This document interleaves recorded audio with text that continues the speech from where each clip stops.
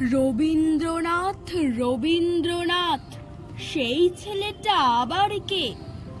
গীতাঞ্জলি লিখে নোবেল বিশ্বকে জয় করল সে।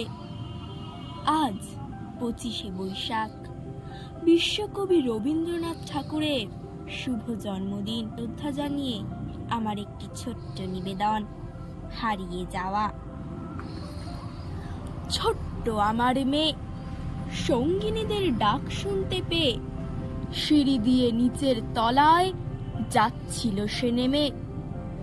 অন্ধকারে ভয়ে ভয়ে থেমে থেমে, হাতে ছিল প্রদীপখানি, আঁচল দিয়ে আড়াল করে চলছিল সাবধানী।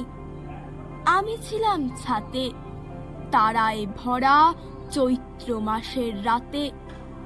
হঠাৎ মেরে কান্না শুনতে পেয়ে দেখতে এলেম ছুটে। সিঁড়ির মধ্যে যেতে যেতে প্রদীপটা তার নিভে গেছে বাতাসেতে। সুধাই তারে, কি হয়েছে বামি?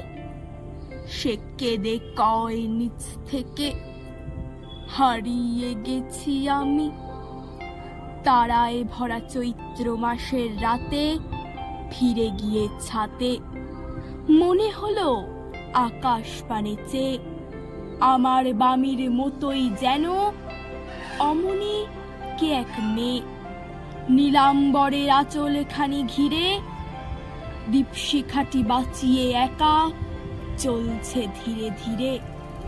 নিপ্ত যদি আলো, যদি হঠাৎ যেত থামি, আকাশ ভরে উঠত কেঁদে, হারিয়ে গেছি আমি।